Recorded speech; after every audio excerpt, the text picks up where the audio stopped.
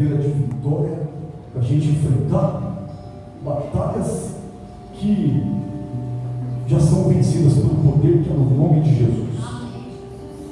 Mas hoje ainda é domingo e ainda está na hora da palavra. Vamos meditar juntos a palavra de Deus. Primeiro livro de Pedro, capítulo 5, versículo 6. Glória a Deus.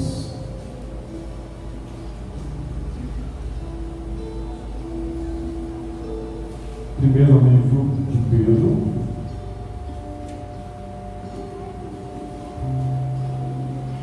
capítulo número 5.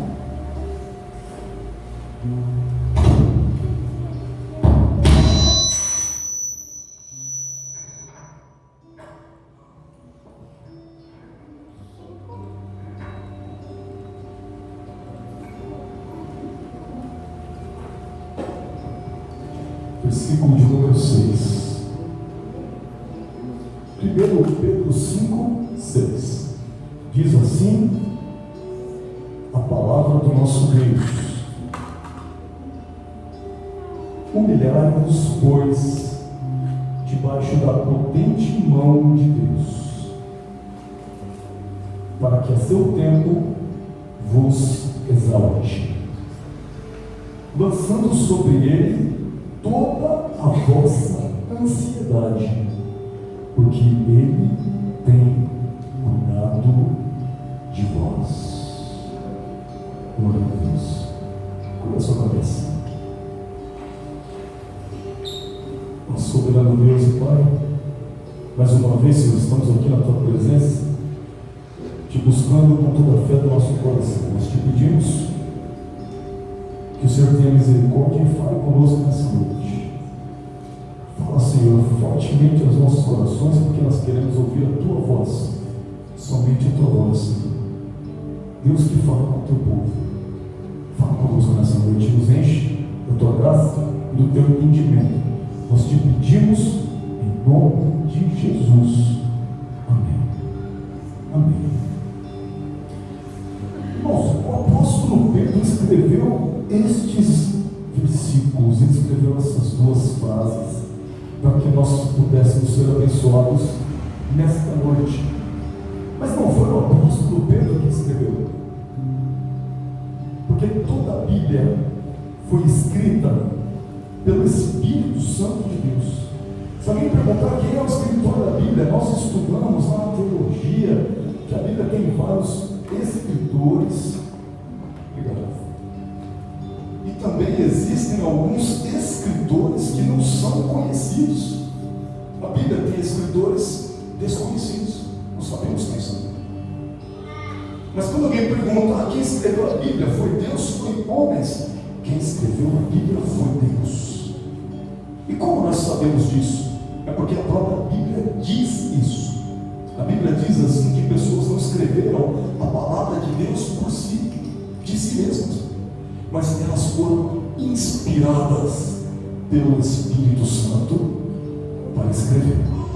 O que significa que quando alguém pegou lá uma caneta da época, uma pena, a tinta, o papel e começou a escrever as cartas, começou a escrever a palavra, os salmos, começou a escrever tudo que existe na palavra de Deus.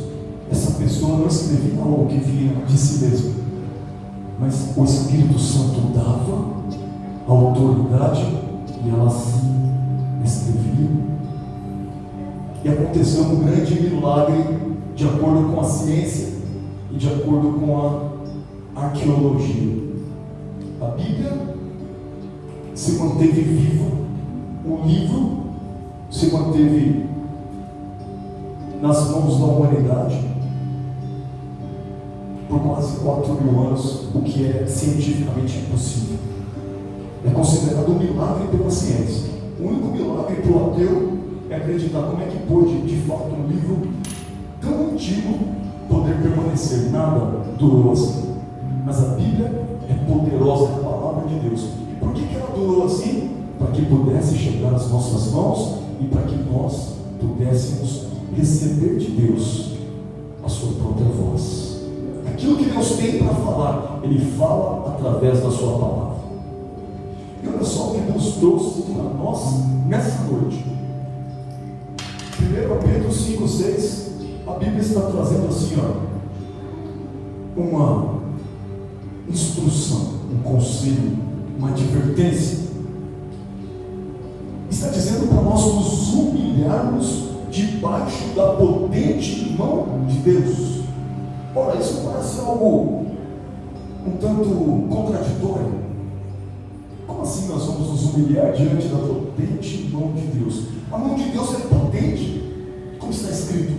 A mão de Deus, Ele estende a mão e o universo reverencia. A terra derrete como cera, igual uma vela. Quem que não vai ter coragem de se humilhar diante da potente mão de Deus? Se Deus estender a mão, o inferno apaga ele e fica em silêncio. A mão de Deus é a mão do Todo-Poderoso. Só que olha só que coisa interessante, Deus deu para o ser humano a opção. Olha só, Deus deu para o ser humano a alternativa, a escolha de se humilhar diante da mão de Deus ou não. Porque nós estamos aqui, a gente pode se humilhar agora, Senhor, eu me humilho diante do seu poder, diante da sua palavra, diante da sua mão, diante da sua voz, e Deus recebe a nossa humilhação como ato de adoração. É bom se humilhar diante de Deus. Mas lá no mundo as pessoas não se humilham. Pelo contrário, elas são arrogantes diante de Deus. E o que elas fazem é desafiar. Se Deus existisse, e blasfemam e fazem isso, olha, não acontece nada. Mas se a mão de Deus é poderosa, é potente, por que não acontece nada? Não acontece nada porque existe uma coisa chamada tempo. Deus, Ele permite até o tempo certo. Tudo para Deus é assim, tempo. Você ora e pede algo para Deus, Deus responde assim, tempo. A gente reclama, Senhor, por quê? E Deus responde, tempo. Ele criou tempo para Ele nos deu tempo. A gente olha para uma situação da nossa vida e fala assim, o que vai ser no futuro? Fica desesperado, preocupado, ansioso. E aí Deus diz, tempo. Quando a gente começa a observar que a potente mão de Deus é a mão que tem poder sobre o tempo, a gente descansa. A gente começa a ficar em paz. E agora está dizendo aqui, que se nós fizermos o que o mundo não faz, que é se humilhar debaixo da potente mão de Deus, olha a recompensa que tem aqui, ao seu tempo, Ele nos exaltará. Olha, tem alguém que gostaria de ser exaltado? Nós seremos exaltados. Nós seremos exaltados, mas é no tempo de Deus. E a Bíblia diz mesmo que aquele que se humilha será exaltado, está indo em concordância com essa palavra. Se humilhar diante de Deus, não importa o que você esteja passando, se humilhou, se entregou, não blasfemou, foi fiel, permaneceu firme, não murmurou, ao seu tempo existe uma promessa nessa palavra: Deus irá exaltar a sua vida. A seu tempo vos exalte. Agora o próximo versículo, que é o 7, está escrito assim, como é que a gente faz para se humilhar diante de Deus? Lançando sobre Ele toda a vossa ansiedade. Ora, isso é uma maneira de se humilhar? Esta é uma maneira de se humilhar. Eu vou repetir uma coisa que praticamente todas as vezes em que você está ouvindo a palavra de Deus nessa casa, você escuta. Não se esqueça de observar o que um único versículo da palavra de Deus tem para falar. Você está percebendo? Estou falando aqui em um versículo 2 e olha o tanto de mensagem que tem dentro de um único versículo. Aqui Deus já falou no começo sobre humilhação, sobre a mão de Deus, sobre tempo e sobre exaltação. Um versículo. Agora mais um versículo, Deus está falando aqui sobre o versículo anterior. Como é que eu faço para me humilhar? Eu preciso lançar sobre Deus toda a minha ansiedade. Olha, isso parece também uma coisa contraditória, não é? Se eu ficar ansioso, eu estou ficando ansioso, eu estou desesperado, eu estou em estado de choque, e eu não lançar isso em Deus, eu sou orgulhoso. De acordo com a palavra de Deus, eu não estou me humilhando debaixo da potente mão de Deus. Se eu estou passando por algo, eu preciso entregar aos pés da cruz. Eu preciso entregar para Deus: Senhor, está aqui o meu problema. Senhor, está aqui a minha situação. Porque se eu não fizer isso, eu orgulho. Eu não acredito que Deus possa fazer nada por mim. Então eu lamento, eu choro, eu grito, eu fico ansioso. Mas se eu fizer isso, não é um ato de humilhação. E como que é um ato de humilhação diante de Deus? É me apresentar diante dele e falar: Senhor, está aqui o meu problema, está aqui o meu anseio, a minha ansiedade, a minha dificuldade, está nas tuas mãos, para que o Senhor cuide. Olha só, quando você fez isso, você reconheceu que a mão de Deus é potente, que Ele tem poder sobre tudo, inclusive sobre os seus problemas. E você está se humilhando diante de Deus a ponto de confiar no amor de Deus, acreditando que Ele vai te amar suficientemente a ponto de cuidar de você. E olha só como o versículo termina: porque Ele tem cuidado de nós. Irmãos, nós podemos dizer: Deus tem cuidado de nós. Eu posso dizer isso: Deus tem cuidado de mim. E às vezes você pode falar assim: eu não sei. Eu não sei se eu digo que Deus tem cuidado de mim ou não. Porque é tanta coisa, né? É tanta dificuldade que, olha, o cuidado de Deus parece estar longe da minha vida.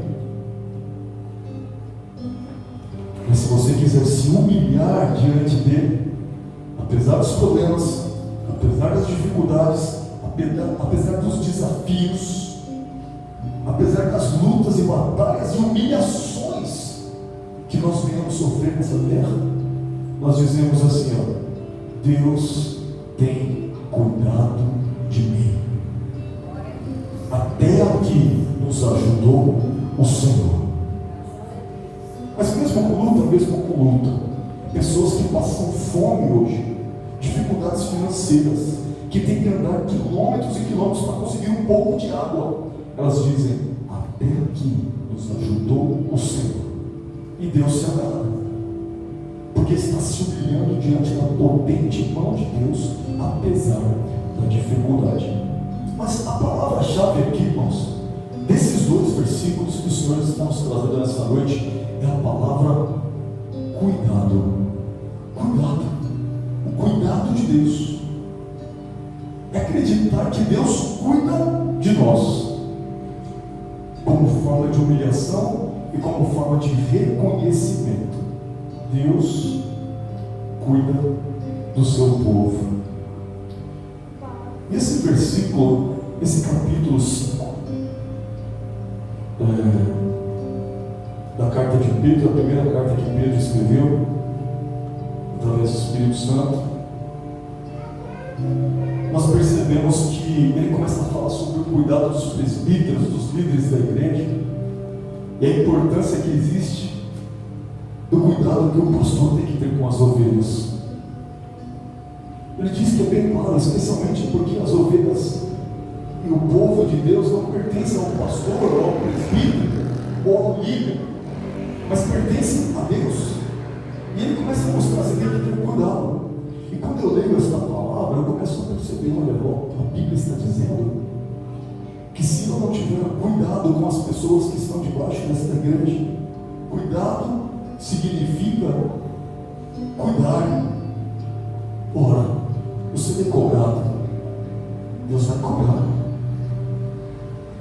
E agora? Então eu preciso ter cuidado. Mas como é que eu vou ter cuidado se nem entendo como ter cuidado e o que é ter cuidado de verdade? Então eu preciso ter essa consciência. O apóstolo também fala sobre cuidado em relação ao cuidado uns com os outros. Então não é só o pastor que precisa cuidar da igreja, dos irmãos, das ovelhas. Mas vocês precisam cuidar uns dos outros. A Bíblia fala isso o tempo todo. É o fundamento do amar uns aos outros. É cuidar uns dos outros. Nós precisamos cuidar uns dos outros em amor. Isso envolve cuidado.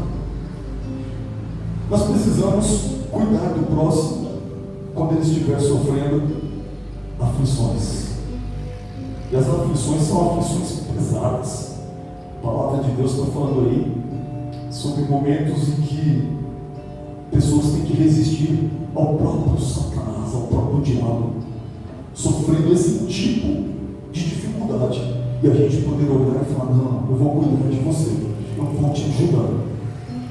E esse cuidado uns dos outros faz com que Deus abençoe a sua igreja, faz com que Ele abençoe a sua casa, o seu corpo.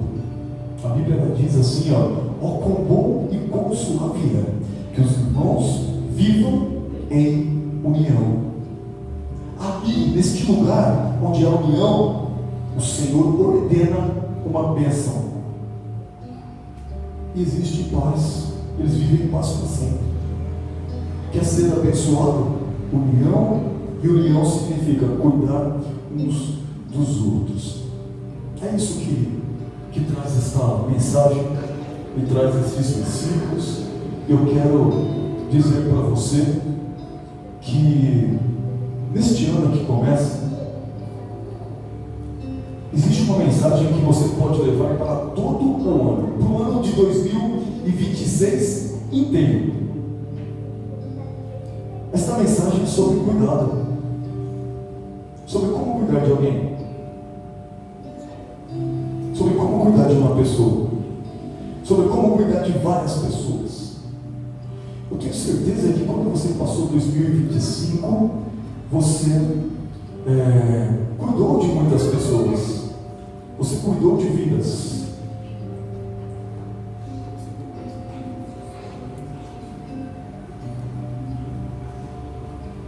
Sabe quando a gente olha como nós temos aqui nessa noite? Olha só, netinha do nosso irmão Fernando dormindo bem gostoso ali nos braços dele, estava ali com uma sono, né? Por que será que ele não jogava numa cadeira ou estava no canto da igreja, ali em cima da mesa e deixava a mesa de vidro lá? Porque ele tem um cuidado para com ela, não é? Só que do jeito que ele está fazendo aqui, e a nossa irmã também está cuidando do seu filhinho ali, com carinho, com cuidado, tudo que ele precisa. A Manu escuta da Manu direto, não é? A Manu estava ajudando a cuidar com o Enzo ali. Olha só, esse cuidado que nós estamos dando nessa noite, ele é o mesmo cuidado que um dia nós recebemos. Vocês percebem isso? Um dia nós fomos bebês. Todos vocês que estão aqui já foram bebês e já estiveram no braço da mamãe, já estiveram no braço do papai, do avô, do tio, de alguém que amamentou, que cuidou, e nós fomos cuidados. Agora, sabe uma coisa muito impressionante que tem nesse cuidado, cuidado com os bebês, com as crianças pequenas, cuidados dos pais com os filhos? É assim, ó. Ele é um cuidado incondicional. Não precisa de nada em troca. A mãe cuida do seu filho sem querer nada em troca. Não é assim que acontece? Ela não precisa de reconhecimento, ela não precisa de agradecimento, ela não precisa de nada, ela só cuida, ela só protege. E por que isso acontece? O pai também faz isso. É por causa de uma coisa chamada amor. O amor faz com que a gente cuide e faz com que o cuidado não seja um sacrifício. Nós podemos ficar cansados, às vezes está cuidando da doença, né, Enzo?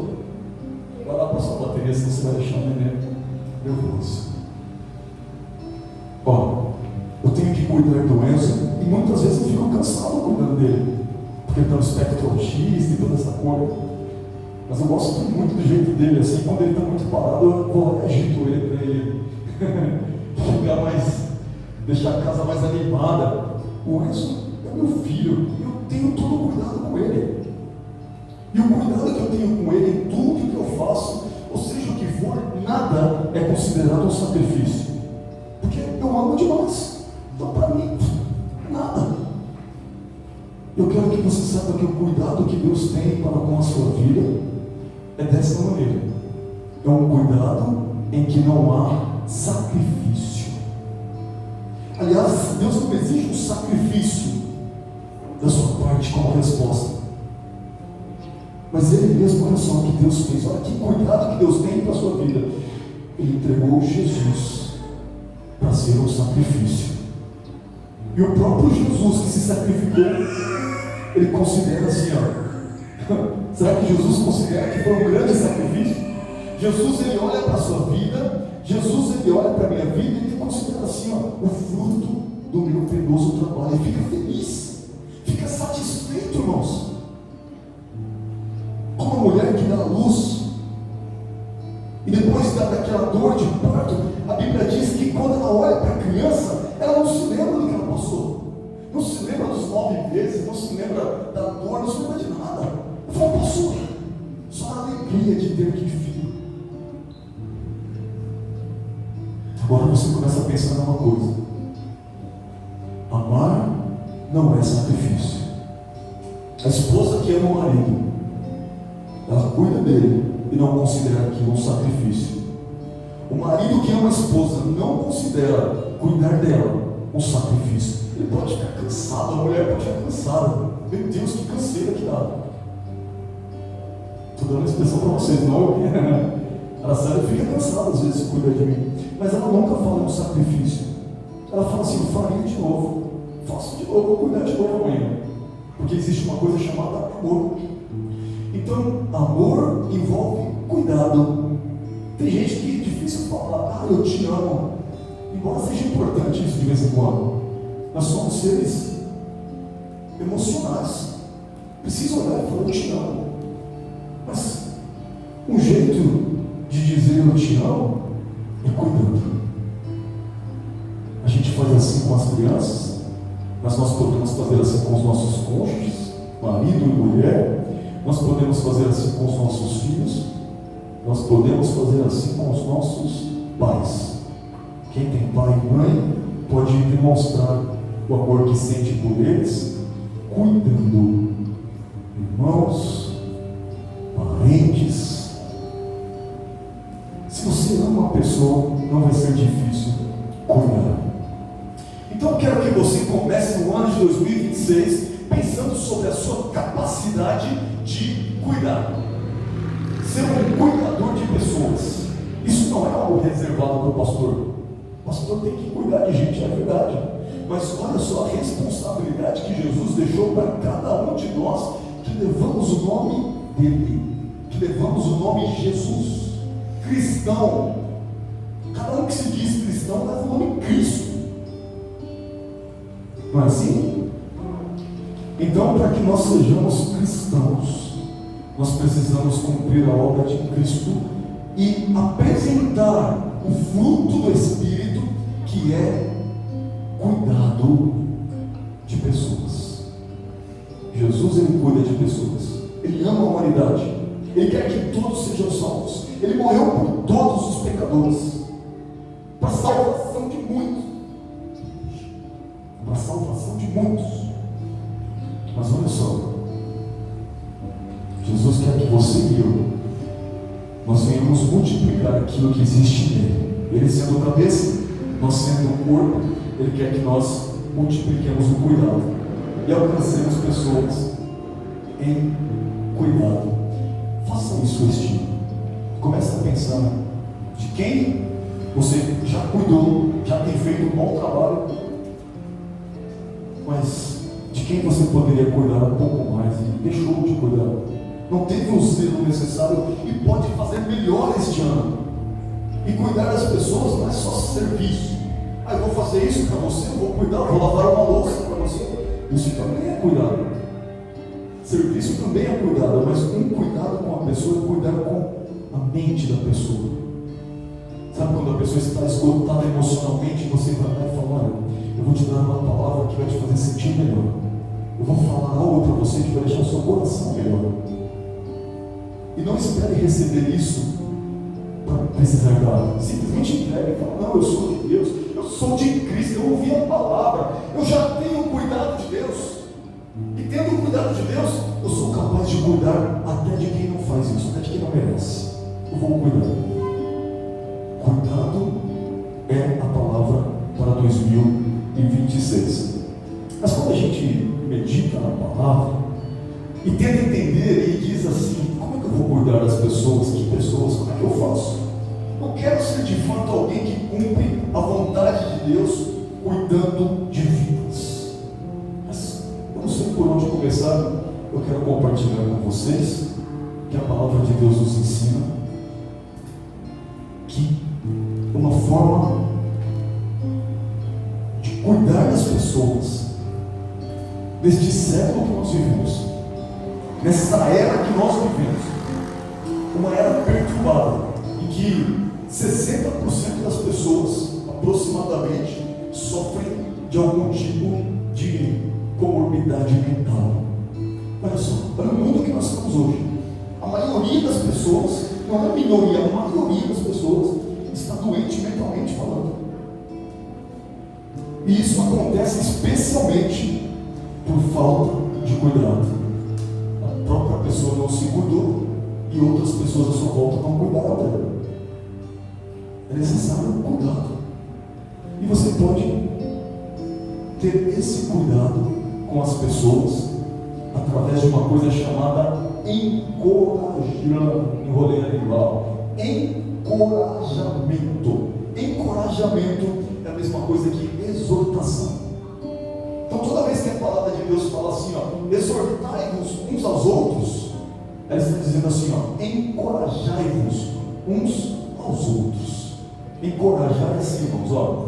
Quando você olhar para a cara de alguém e vê que a pessoa acordou bem, acordou desanimada, nossa, hoje eu estou aqui, você vai lá e fala: não fica assim, não, você não pensa em você, olha, vai ser uma semana abençoada na sua vida, você vai conseguir, você vai chegar lá e começa a lembrar de coisas boas, que aquela pessoa já fez, já falou, já viveu, e de repente, nossa, foi só falar com você, foi só estar na sua frente, eu já fiquei cheio de ânimo.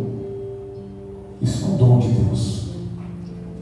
A Bíblia fala sobre um dom concedido pelo Espírito Santo, que é o dom de encorajar, o dom de exaltar. É um dom que vem de Deus. E agora, quando a gente aprendeu isso, a gente começa a buscar na palavra de Deus como é que eu serei bênção na vida das pessoas que estão à minha volta, de modo que eu seja uma fonte de águas vivas. E o que vai brotar da minha boca, o que vai brotar do meu coração, da minha mente, e vai alcançar as outras pessoas, são coisas que animam, encorajam, colocam a pessoa para frente, motivam, mas principalmente encorajam as pessoas a se aproximarem de Deus. Porque do contrário vai ser um encorajamento temporário. Ele vem e some, ele vem e desaparece. Mas quando você encoraja alguém a Cristo, essa exortação, esse encorajamento permanece. Então nós vamos ver na palavra de Deus agora como cuidar de pessoas. 1 Timóteo 5:8. Vou deixar 3 versículos e você vai poder meditar nesses 3 versículos na palavra de Deus sobre como cuidar de pessoas, como cumprir este papel tão importante, tão maravilhoso. 1 Timóteo 5:8 está escrito assim: a palavra de Deus, ela nos ensina por onde começar. E se eu tiver essa dúvida, Senhor, eu quero ser alguém que cumpre a sua vontade em cuidar de pessoas, por onde eu começo? Eu não sei por onde começar. Esse novo eu, essa nova pessoa que vai cumprir essa vontade tão importante de Cristo, a resposta é: comece pela sua casa. Tem que começar em casa. A Bíblia está dizendo isso e vamos ver se é verdade. Sobre cuidado, olha só. Mas se alguém não tem cuidado dos seus, e principalmente dos da sua família, negou a fé. E é pior do que o infiel. Nossa, eu estava tentando encorajar vocês a cuidar da sua família, mas a Bíblia deu uma exortação aqui que é uma chicotada, meus irmãos. E eu mesmo começo a pensar assim: será que eu estou cuidando da minha família da maneira que eu deveria? Porque se eu não estiver cuidando, a Bíblia está dizendo que eu sou pior do que o infiel. Ela não está dizendo que eu sou um infiel, está dizendo que eu sou pior que eles. Tem que cuidar da família, tem que cuidar da casa, tem que cuidar dos filhos, do marido, da esposa. É muito importante, nós que somos os homens, os pais de família, que a gente governe a nossa casa. Porque a Bíblia fala assim que quem não governa a sua própria casa não pode tentar governar absolutamente nada no reino de Deus. Não vai dar certo. Nós temos que governar na palavra, de acordo com o que Cristo ensina, não com a autoridade humana. Mas olha só que coisa, governar significa cuidar. Pai de família tem que cuidar da sua família, mãe de família tem que cuidar da sua família, os filhos têm que cuidar dos seus pais. A vontade de Deus é que nós, dentro da nossa casa, nós sejamos um corpo, a família de sangue ou por adoção que dá na mesma, seja um corpo em que um cuida do outro, porque isso agrada a Deus. A família unida, a família que se ama, a família que se respeita, a família que se reconhece um outro, não que ataca, não que faz cumprir a palavra dentro da nossa casa. Olha, eis que o inimigo do homem estará dentro da sua própria casa. Imagina que coisa terrível de se viver, é ter alguém da sua família que se tornou seu inimigo. Que coisa terrível, que dor que é. Mas nós podemos mudar essa realidade. O nosso papel é falar: eu vou cuidar, eu vou distribuir cuidado, eu serei fiel, eu não vou negar a fé. Então, ao mesmo tempo que nós estamos pensando: eu estou ouvindo uma palavra na igreja, mas eu não sei se eu começo a fazer isso ou não, se esse pastor está falando alguma abobrinha.